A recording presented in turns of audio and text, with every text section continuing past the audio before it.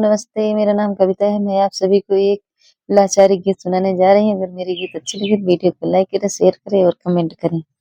छिछिली नदिया के किनारवा मोर झूलनिया गिरी गना। छिछिली नदिया के किनारवा मोर झूलनिया गिरी गना।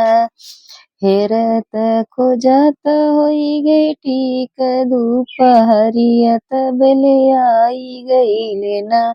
तबले आई गईले हमरे ससुर नीर मोहिया तबले आई गईले ना।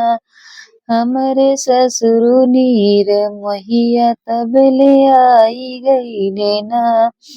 अपनी झूलनिया खोजहु न पौले सकुचाई गईले ना। सकुचाई गईले ना। चाट घुघुटा गिरौली पटला जाई गईले ना। चाट घुघुटा गिरौली चाट घुघुटा गिरौली पटला जाई गईली ना। चाट घुघटा गिरौली पटला जाई गईली ना। छिछिली नदिया के किनारवा मोर झूलनिया गिरी गे ना। छिछिली नदिया के किनारवा मोर झूलनिया गिरी गे ना। हेरत खोजत होई गई ठीक दुपहरिया तबले आई गईले ना। हमरे देवरु नीर मोहिया तबले आई गईले ना।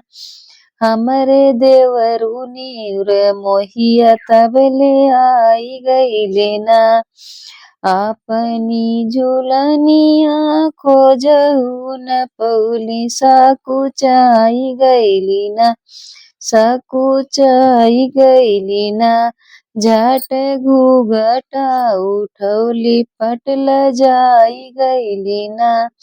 झट घूघटा उठौली पटला जाई गईली ना। छिछिली नदिया के किनारवा मोर झूलनिया गिरी गए ना।